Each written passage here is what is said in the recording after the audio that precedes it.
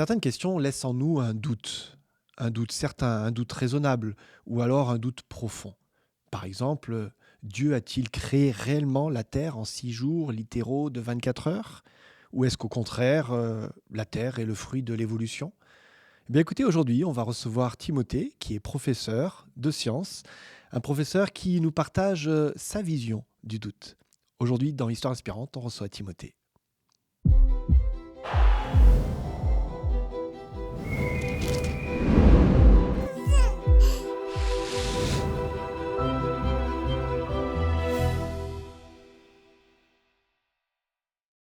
Bonjour Tim, Salut Flip, tu vas bien? ça va super, merci. Bon, bah écoute, heureux de t'accueillir dans cette émission d'Histoire inspirante. On se connaît depuis... Depuis que je suis un petit tison. Voilà, depuis très longtemps, je n'osais pas le dire. Mais aujourd'hui, tu es un grand garçon. Alors c'est bien qu'on soit assis parce que tu es plus grand que moi. Tu es un grand garçon, un mari aussi, et un professeur. Ouais, mais pas que. Voilà, pas que, mais on va y revenir dans un instant. Tu as fait beaucoup de kilomètres pour être avec nous aujourd'hui. Alors, peut-être certains ne te connaissent pas. Est-ce qu'on ose demander ton nom de famille? Peut-être que là, tout d'un coup, ça va faire une révélation pour certains. Ah oui, y a pas de souci, Vagnon Verreca. Voilà. Donc, ton papa a enseigné pendant...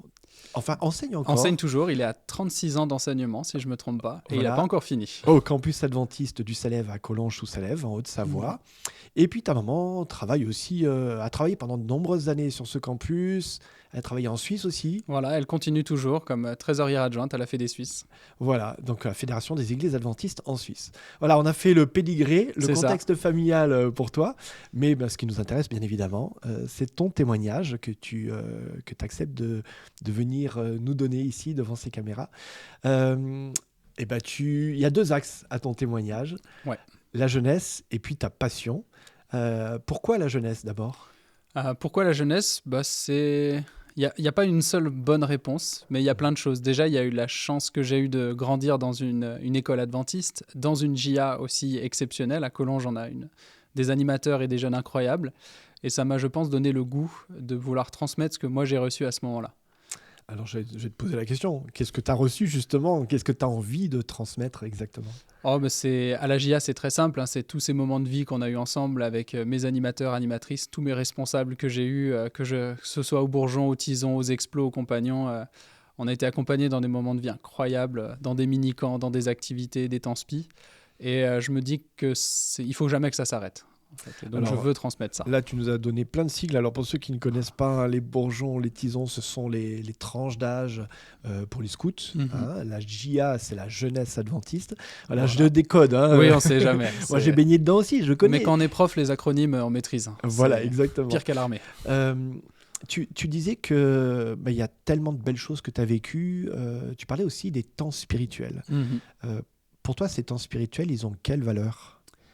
Ils ont une valeur essentielle en termes de place, mais pas forcément de temps. C'est-à-dire, pour moi, le SPI n'a pas besoin d'une grande place physique, mais vraiment des moments simples, la prière avant le repas, un chant à un moment, une prière en groupe, en petit groupe, une méditation qui peut durer 5 minutes. Et c'est vraiment des petits moments de ressources, on va dire, qui vont me servir à avancer, à débloquer quelque chose, à me faire poser des questions. Et c'est ce qui me plaît dans les temps SPI. Pendant des années, donc, tu as été animé. Un jour, tu es passé de l'autre côté de la barrière en devenant animateur à ton tour.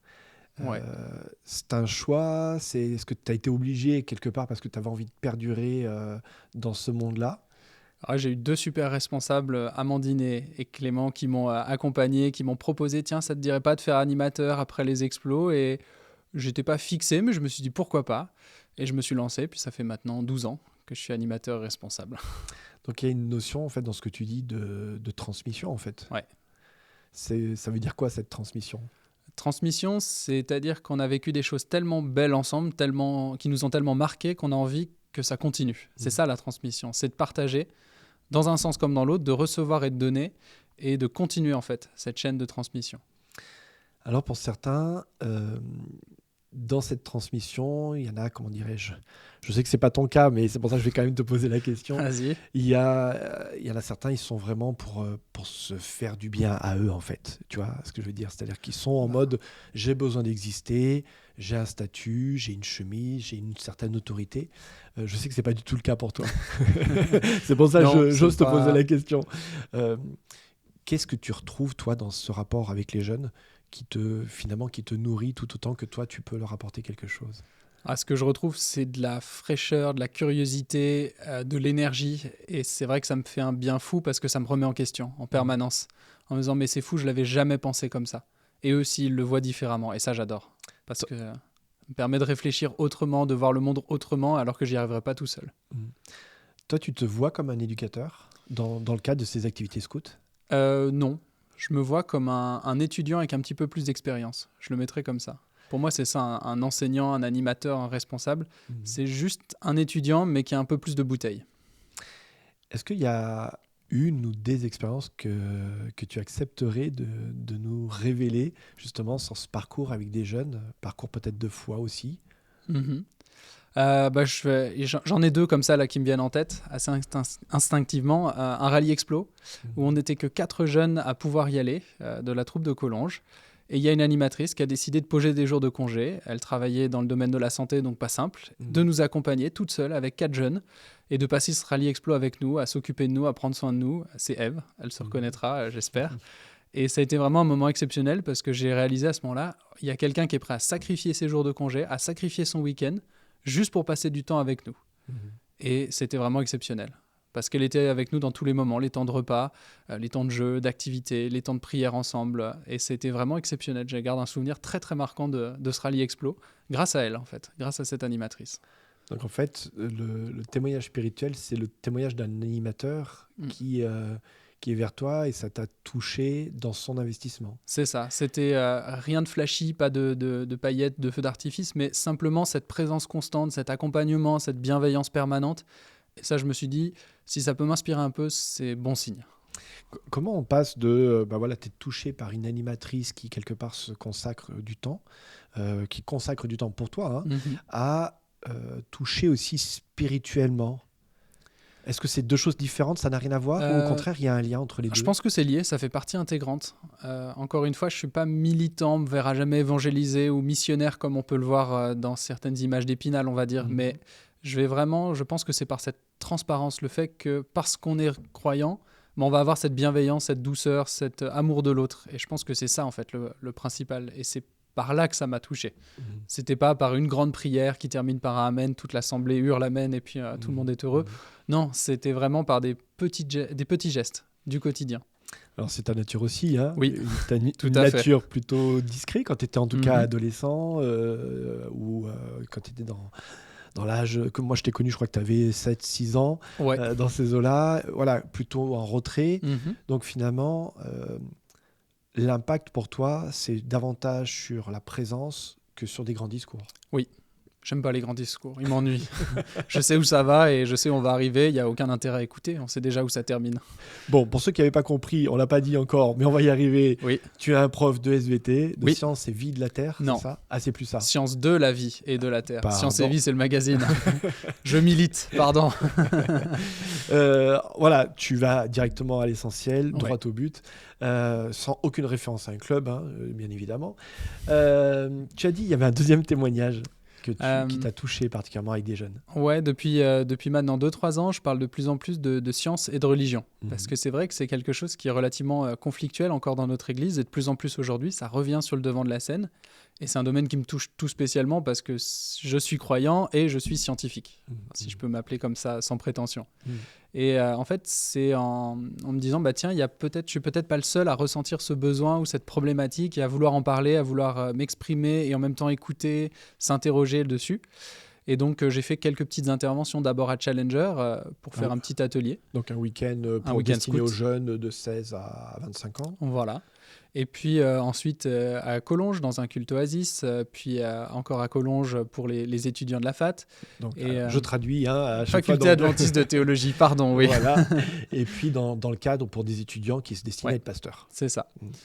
Et c'est des moments d'échange que je trouve extrêmement enrichissants, mais ce qui m'a le plus marqué, c'était suite à un week-end Challenger. On avait fait les temps d'atelier et j'ai pu discuter ensuite avec un jeune pendant 3/4 d'heure. On était juste tous les deux assis au Moulin de l'Hérole sur l'estrade et puis on a pu échanger en fait sur ce thème et se poser des questions, s'interroger, s'écouter l'un l'autre aussi, partager en fait notre foi et nos doutes et nos questions en lien avec ce thème. Mais c'était vraiment un déclencheur de parler des sciences. Et j'ai trouvé extrêmement enrichissant parce que je me suis dit, tiens, je vois un jeune qui passe par là où moi je suis peut-être passé il y a quelques années et je sais ce que j'aurais aimé entendre, pas dans le sens faire plaisir, mais dire, bah voilà, il faut que tu te poses ces questions, à toi de trouver les réponses. Tu t'es senti une âme pastorale à ce moment-là? Pastoral dans le sens berger, oui, comme un prof. Oui, je pense que c'est des métiers très très similaires sous certains aspects. Alors justement, on y vient, c'est le deuxième volet que tu voulais échanger, donner sur ton parcours de foi. Il y a le côté la jeunesse, l'engagement au niveau des scouts, mais il y a aussi finalement ça s'est transformé cet engagement-là en engagement permanent, puisque donc, tu enseignes, tu es prof dans l'éducation nationale, mais dans un établissement privé catholique. C'est ça. Pourquoi ce choix d'abord? Pourquoi ce choix? Il y avait de l'enseignement. Deux choses. On va être très très pragmatique. Alors, le choix de l'enseignement? D'abord le choix de l'enseignement. D'abord le choix de l'enseignement. J'ai un papa qui est prof de SVT, qui m'a énormément inspiré, sans aucune pression. Il m'a toujours laissé libre, mais c'est vrai que j'ai vu cette joie, ce goût du partage qu'il avait. Et quand j'ai vu que je pouvais mêler ma passion pour les sciences et en même temps le fait de passer du temps avec des jeunes, à apprendre et écouter avec eux, je me suis dit c'est quand même un boulot qui est bien, en fait, qui est plutôt intéressant. Okay, ça c'est pour la partie donc enseignement. Ça c'est la partie enseignement. Donc inspiré par ton padre. Oui. Puis il y a d'autres professeurs aussi, mais c'est vrai qu'il y en a un que je mets sur un piédestal, c'est mon père évidemment. D'accord. Passion pour l'enseignement. Et pourquoi avoir choisi, c'est peut-être même surprenant, toi tu as grandi dans une foi protestante, dans une foi adventiste. Pourquoi ce choix de l'enseignement privé catholique? Donc là c'est ce que je disais, il y a 2 points très pragmatiques. De un, j'ai pas le droit de mettre papa à la retraite, donc je vais pas le virer parce que dans l'école adventiste de Collonges, il y a déjà un poste pris. Et puis ensuite, il y a autre point pragmatique, le fait que dans le privé, on peut rester dans le même département quand on passe le concours. Et puis après, il y a le point aussi moins pragmatique, mais qui était tout aussi important, du côté des valeurs. J'avais envie d'avoir un établissement scolaire qui, au-delà des valeurs de la République, qui sont très belles, qui sont ce qu'elles sont, je voulais aussi transmettre un peu plus, avoir ce contact où on sait qu'on va un peu plus loin avec les jeunes, qu'on les accompagne pas forcément dans un parcours spirituel, mais qu'on les considère dans une humanité complète, en prenant en compte cette dimension religieuse. Alors, je suis très content de t'avoir avec nous aujourd'hui parce que à plusieurs reprises, j'ai demandé à des enseignants qui travaillent dans des établissements publics de venir témoigner. Et à chaque fois, il y a cette crainte parce qu'il y a un devoir de réserve auquel tu es soumis, mais c'est forcément différent puisque tu es dans un établissement privé. Parce qu'il y a toujours cette problématique quelque part en France de laïcité et puis de témoigner de sa foi. Comment toi tu concilies dans cet établissement privé cette question de laïcité, de ne pas parler de sa foi et en même temps d'avoir une foi qui est réelle et bien vivante? C'est une frontière qui est un peu floue et qui est complexe. Le débat sur la laïcité revient tout le temps en France pour de bonnes ou de mauvaises raisons. Mais c'est vrai qu'on a ce droit en fait d'avoir des croyances. Par contre, ça ne doit pas prendre le pas sur ce que l'on fait comme travail. C'est-à-dire qu'en cours, je ne parle jamais de mes croyances ou de mes opinions, qu'elles soient politiques, que ce soit même juste les goûts et les couleurs. Je suis professeur, je suis là pour transmettre des savoirs ou des connaissances. Je ne suis pas là pour transmettre des opinions ou des croyances. Ça, par contre, dans des temps un peu différents, quand on est par exemple en voyage scolaire, quand on discute avec les élèves, on peut en parler, on peut échanger. Par exemple, j'étais en voyage scolaire en Autriche avec des élèves de terminale la semaine dernière. Et on a discuté, on s'est posé des questions ensemble sur la différence entre catholiques et protestants. Et là, on peut en parler. Par contre, je mets toujours le petit avertissement. Attention, là, je vous parle d'opinion et de croyance. Je ne suis pas dans mon rôle de professeur. Et c'est cette distance-là où je pense que c'est important de...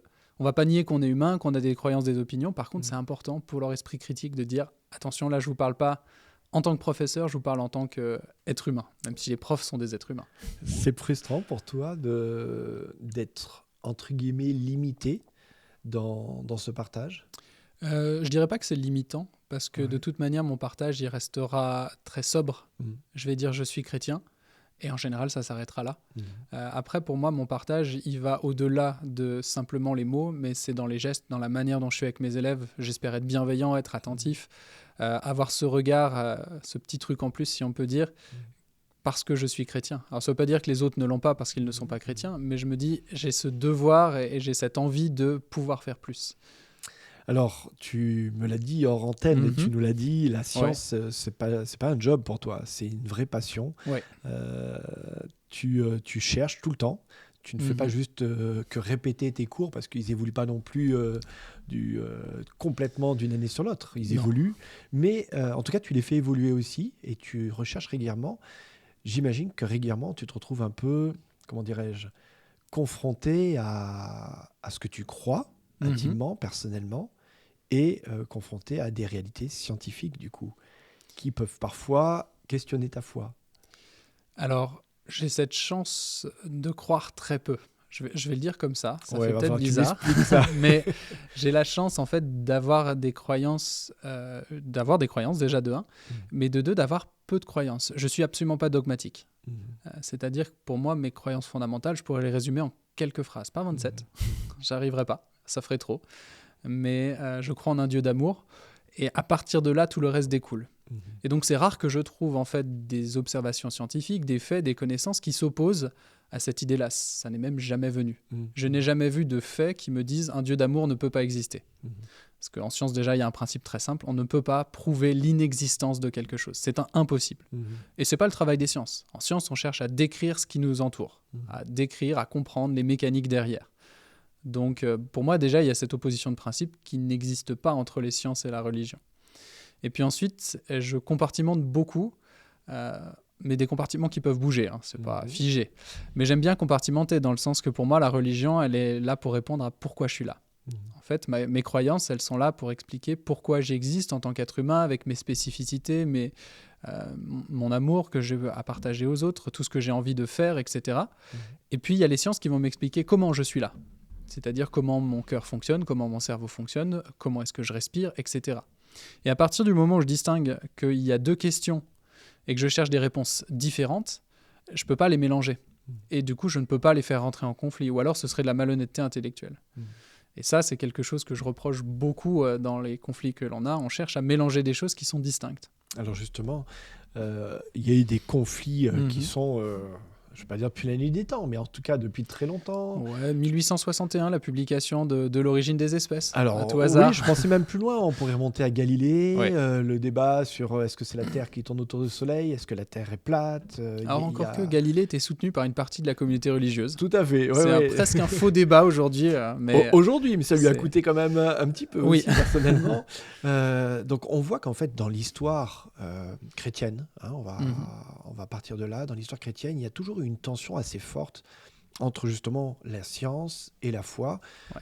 Tu viens de nous dire quelque chose qui est important, de dire ben, c'est deux domaines différents. L'un répond à la question du pourquoi, donc la question du sens, Mhm. et l'autre de l'explication. Ouais. Voilà comment ça fonctionne. Pour autant, on va pas être dupes et nos auditeurs sont pas dupes. Régulièrement, on entend de ci, de là des auteurs chrétiens. Et je ne veux pas citer cet ouvrage Non. qui a fait grand bruit il y a quelques années, mais qui est cité par certains d'ailleurs, hein, comme étant, ben voilà, on a prouvé l'existence de Dieu. C'est-à-dire qu'ils utilisent la science, ils utilisent des découvertes quelque part pour dire, ben voyez, ça prouve l'existence de Dieu. Comment tu perçois cela? Je trouve ça dommage, en fait, de chercher à prouver l'existence d'un être qui nous est immensément supérieur avec des moyens humains. Je pense que c'est un énorme manque d'humilité. Et on doit avoir cette humilité en tant que croyant et en tant que chercheur, de pouvoir dire, bah, on ne sait pas, on n'aura pas la réponse. Ou je ne peux pas plaquer mes conceptions humaines sur Dieu.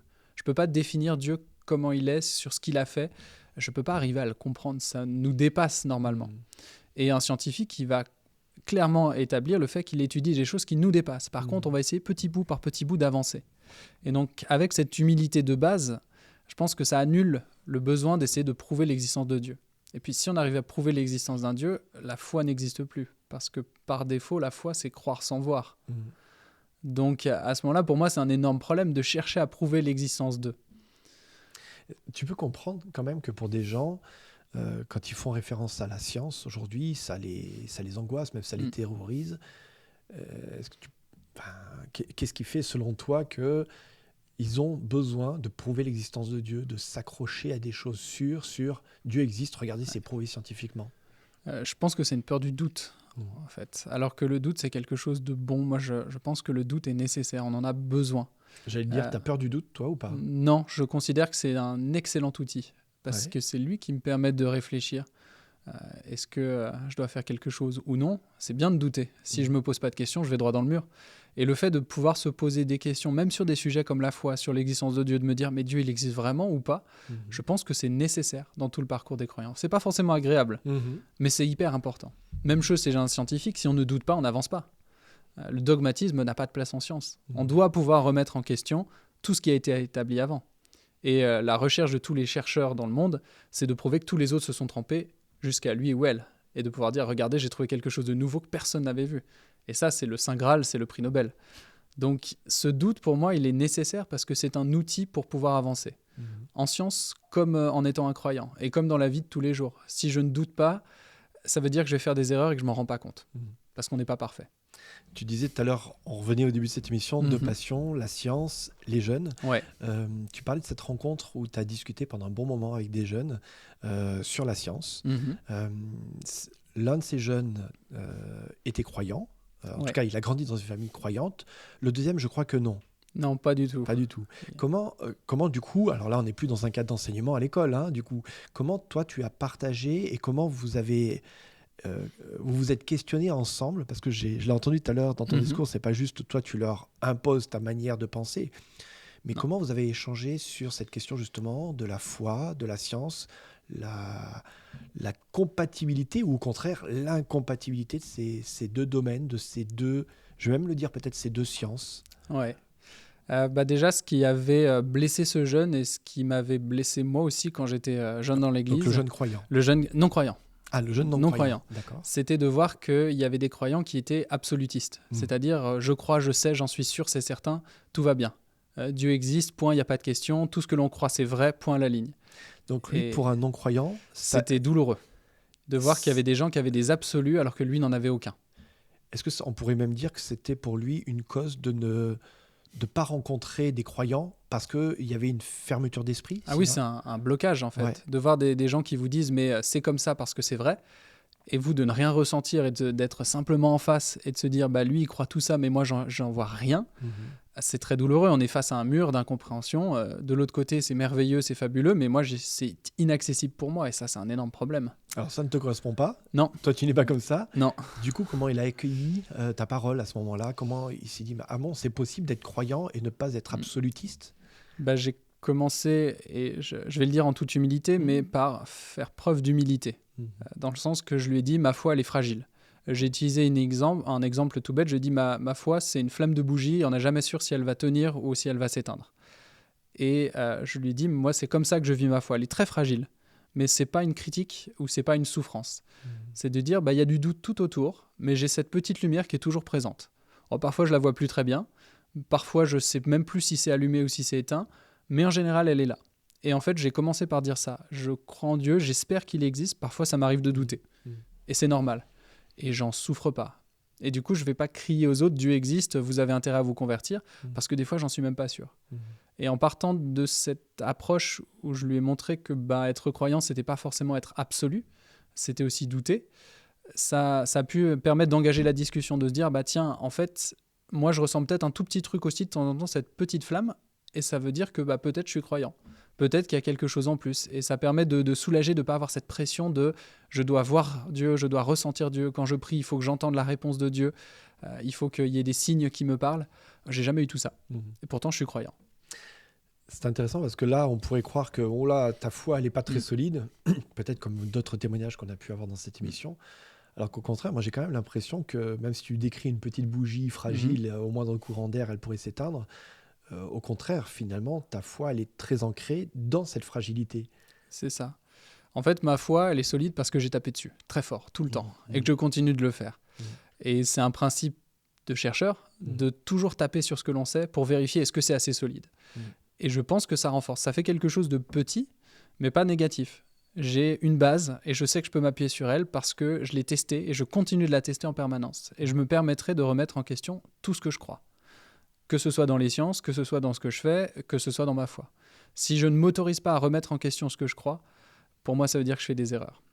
Et avec ça, je pense qu'on peut avancer. Alors, ça ne correspond pas à tout le monde, hein, c'est très personnel ce que je dis, mais c'est vrai que j'aurais aimé l'entendre quand j'étais plus jeune et je me suis dit, bah tiens, peut-être que ça, je peux le partager à d'autres. Et je l'ai vu résonner chez quelques-uns de ces jeunes avec qui j'ai pu échanger. Alors justement, j'ai l'impression que c'est ça qui, toi, te passionne finalement, de par ton parcours dans l'Église, de croyants, de jeunes croyants, d'avoir entendu des discours absolus, d'avoir questionné, d'avoir tapé dessus, comme tu dis.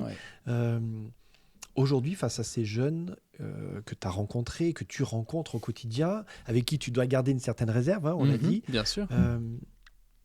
comment tu leur transmets tes doutes, mais de manière raisonnée? Comment tu les encourages dans leurs doutes à eux? Alors, pas à garder leurs doutes, mais en tout cas, justement, à taper dessus, pour reprendre ton expression. Justement, et ça, c'est le travail de prof, mais aussi d'animateur. Je ne suis pas là pour donner toutes les réponses. Je suis là pour leur apprendre à poser des questions. Et c'est ça, en fait, que j'ai envie de faire comme travail, mais je ne vais pas utiliser le mot travail, mais comme métier de vie, on va dire. Je veux aider les gens à se poser des questions. Je ne suis pas là pour donner des réponses, ce n'est pas mon travail, mais je veux essayer de donner les meilleurs outils possibles pour poser les bonnes questions. Sachant que je ne connais pas les bonnes questions, ça c'est personnel à chacun. Mais donc, c'est donner des outils. Et je pense qu'en donnant des outils, que ce soit par exemple en théologie, en disant voilà ceux sur quoi on peut s'appuyer dans la Bible, en dehors de la Bible, voilà les personnes ressources. Dans les sciences, qu'est-ce qu'on peut utiliser, quelles sont les bonnes démarches scientifiques, les méthodes expérimentales. J'y vois beaucoup de parallèles en fait. On est là pour donner des outils pour que chacun puisse se construire derrière. Et construire, ça veut dire des fois un peu démolir. Mais c'est pas mon travail de démolir chez les autres, comme c'est pas mon travail de construire chez les autres. Moi, je suis là pour proposer, pour offrir des outils, pour aider à avancer. Ça a un nom, ce métier-là. Ouais. Ça s'appelle pasteur. Oui, encore une fois, hein, c'est un très très beau métier. C'est des fois la différence, ce qui est une difficulté, de comprendre la différence entre un pasteur et d'autres religieux. Le pasteur est là pour équiper et non pour répondre. Alors certains recherchent la figure pastorale qui vienne donner des réponses très concrètes et précises. Voilà, c'est difficile. Donc je crois que nos métiers se ressemblent un petit peu finalement. C'est pour ça qu'on n'est plus chef scout, mais on est responsable scout aujourd'hui. Et j'aime bien ce changement parce qu'il symbolise que je ne suis pas là pour dire aux autres ce qu'ils doivent faire, mais pour être responsable d'eux et les aider à avancer. Et ça, je trouve ça très important. Le doute, c'est quelque chose d'important. Tu nous l'as dit, pour toi, quelque chose de nécessaire. Quelque chose que j'ai presque l'impression que tu nourris parfois. Oui, bien sûr. C'est un outil pour moi de travail, le doute. Donc j'ai besoin de l'entretenir d'un doute sain.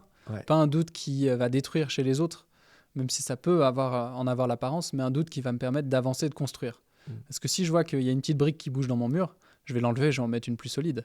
Il y a le doute, et puis derrière, il faut construire. Parce que si on ne fait que douter, on n'avance pas. Par contre, si on doute, on remet en question, tiens, ça bouge, c'est pas terrible dans mon mur, je vais le changer, et je remets quelque chose de meilleure qualité, grâce aux outils que j'ai, là, je vais pouvoir avancer sur des bases plus solides. Est-ce qu'il y a des fois où je vais oser aller un peu plus loin? Vas-y. Est-ce qu'il y a des fois où tu te dis, là, j'abuse, là, je doute de trop, ou là, ça me met même en danger de continuer ce chemin de doute? Oui et non. Déjà parce que... Alors, on va aller loin. C'est de la métacognition. Je doute de mon doute. Oh là là, aussi. Métacognition. Oui, un truc de prof, encore une fois. Il fallait glisser dans on réfléchit à la manière dont on réfléchit. C'est ça, la métacognition. Okay. C'est comment je réfléchis à ce dont je réfléchis. Et donc, il faut que je doute de mon doute aussi. Encore une fois, je ne peux pas me dire mon doute est absolu, j'ai forcément raison de douter. Je peux me dire, ah tiens, peut-être que ça, non, il ne faut pas que je le remette en question. Donc oui, je vais continuer à me poser des questions sur mes propres questions pour pouvoir avancer. Et je n'ai pas d'absolu. Je ne vais pas dire j'ai tout le temps raison de douter. Non, des fois, je me suis trompé. Mais du coup, ça m'a permis de voir que je me suis trompé, puis j'ai pu avancer à partir de là. Et des fois, c'est des gens à l'extérieur qui m'ont aidé. Je n'ai pas résolu tout ça tout seul. Puis il y a des doutes qui sont restés pendant des années, des dizaines d'années, qui se sont effacés, d'autres qui sont encore présents. Il y en a encore plein. Mais justement, je suis heureux. Si j'avais toutes mes réponses, ça ne servirait plus à rien de faire quoi que ce soit. Je suis heureux d'avoir des questions sans réponse. En tout cas, je ne doute pas de Mhm. ta foi. Tu ne doutes pas non plus Non, de non, non. l'existence de Dieu. Peut-être qu'on va le dire quand même, que Oui, certains je... ne se disent pas, oh là là, mais il croit en quoi celui-ci? Euh, mais voilà, le doute fait partie de la foi. Mhm. Et comme tu l'as bien défini avec cette définition que propose l'apôtre Paul, hein, on a du mal à le comprendre, mais en réalité, le doute est nécessaire même pour Ouais, l'apôtre Paul. On ne peut pas prouver Dieu et on ne doit pas pouvoir prouver tout à Dieu, fait. sinon ben, il n'y a plus de foi finalement. La foi Ouais. s'évapore. Euh, il y a un texte qui est important pour toi et ça me touche Ouais, parce que j'aime beaucoup ce texte aussi. ouais. Alors, une fois n'est pas coutume, c'est un texte qui n'est pas dans la Bible, mais pour toi qui a Non. un sens particulier. Je te laisse nous partager ce texte. Alors, c'est une parole, une citation très courte du réformateur Martin Luther qui dit: Si on m'annonçait que la fin du monde serait demain, je planterais un pommier. Et je la trouve belle parce qu'il y a tout ce doute. Ah, est-ce que c'est la fin du monde, oui ou non? Cette humilité de dire bah, je vais continuer mon travail, qui est de planter. Et puis ensuite, cette projection. Bah, je vais faire en plus quelque chose d'utile. Je plante pas n'importe quel arbre juste pour décorer, je plante un pommier pour qu'il donne des fruits. Et j'aime beaucoup en fait cette approche. Parce qu'il y a cette foi, la fin du monde, oui, elle va arriver, mais on ne sait pas quand. Il y a cette humilité de dire j'ai une tâche, j'ai un rôle à accomplir. Et puis il y a cette projection vers l'autre. Je ne fais pas quelque chose juste pour moi. Un pommier, c'est pas juste pour soi. Et j'aime beaucoup cette idée-là. C'est de l'humilité et en même temps cet espoir. En tant que prof, tu cites encore une fois un pasteur. Oui, Peut-être c'est une future vocation. peut-être. Je ne peux pas prédire. J'essaie de te convaincre. On Ah sait oui, non, jamais. mais pour l'instant, je suis très heureux comme enseignant et comme responsable. Et pourquoi pas, peut-être un jour autrement. On note ça Mais dans l'émission. toujours comme un étudiant avec de la bouteille, on va dire. En tout cas, merci beaucoup d'être venu à ce micro, véritablement nous parler un peu de toi, de ton parcours, de tes réflexions, du doute. Je trouve que c'était une très belle réflexion sur le doute. Merci à Peut-être toi. que ça posera plein de questions aux auditeurs. Ah, j'espère. Si, je dis toujours à mes élèves, si vous repartez avec plus de questions que vous n'êtes arrivé, j'ai bien fait mon travail. Alors, justement, je vais lancer un appel à nos auditeurs. Hein, je vais leur dire clairement, si vous avez des questions ou des remarques, n'hésitez pas dans les commentaires. Et je suis sûr que tu te feras un plaisir Ah oui. d'interagir avec eux Tout à fait. pour répondre ou apporter tes réflexions par rapport à ces remarques-là. Voilà. Ah, je vais pas répondre. Je vais apporter de nouvelles questions, j'espère. C'est parfait. Merci beaucoup. Et je te Merci, propose Philippe. que, sans doute, on puisse aller écrire sur notre mur ici des témoignages, eh bien, cette parole qui pour toi a du sens et porte du sens. Allons-y. Merci. Merci.